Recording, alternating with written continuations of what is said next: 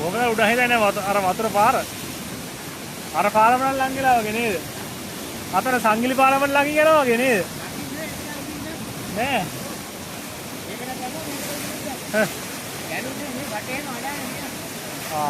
ඔව් නේද ගිහිල්ලා.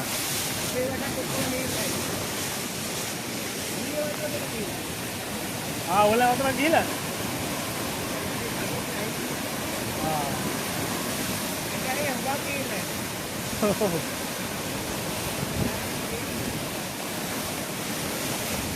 බට හමෝ ගේන්න වෙයි එහෙනම්.